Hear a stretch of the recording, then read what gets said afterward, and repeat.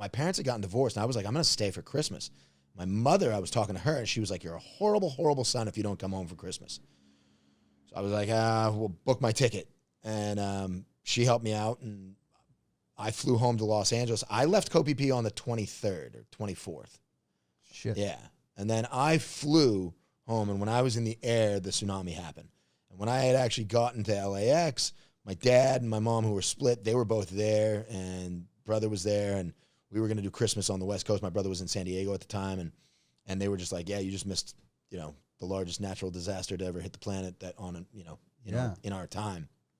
And, man, that was tough. You know what I mean? I had just, because when you're backpacking, your relationship spans have to be a lot shorter. You become best friends with somebody overnight. You know For what I 24 hours, yeah. Exactly. Yeah. So, like, I had just lost, like, 20s of people, Holy shit. Yeah. A lot of people I knew, were on the island when Koh Phi Phi got hit.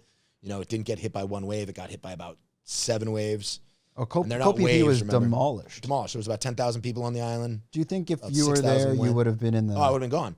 I was staying in the bungalows by Phi Phi Princess. So, like, those got wiped out. We had Pim on the podcast. I'm sure you must know Pim. Yeah. There's no question. Yeah. Exactly. Okay. And I mean, and there's different stories because the reservoir was right behind me. So it would have been out to sea or into the reservoir. Mm. You know what I mean? Like, back then that wasn't all built up back there. So, I mean, again, I think the majority of people that passed away in their sleep, right? They just got, it happened so early. A lot of backpackers were there. They were probably retarded from the night before. And, went to sleep and didn't wake up. That entire island was, people don't understand. There's a couple movies on that, but they were completely demolished. Devastating. Yeah, devastating. Air lifted out. Air lifted out. You know what I mean? I remember my buddy Sammy Miami, who owns a bunch of resorts on Lipe and Coquidon and stuff. He was on the island at the time, and he left on the 7:30 boat. So he was on the ferry, on the Chowco ferry.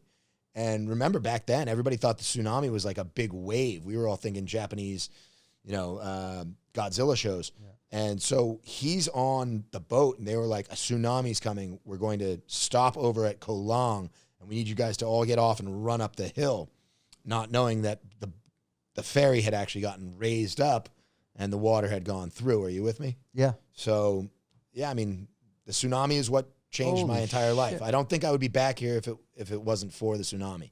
I started doing a bunch of fundraisers. I went back to work.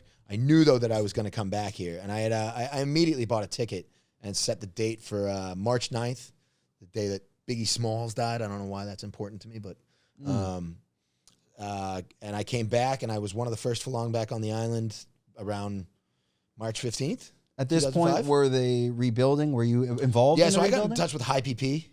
That was like the nonprofit organization that was there. But it also that taught me a lot about nonprofits because, man, I raised a bunch of money.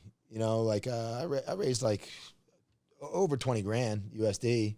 And I brought it over there and I gave it to them, which...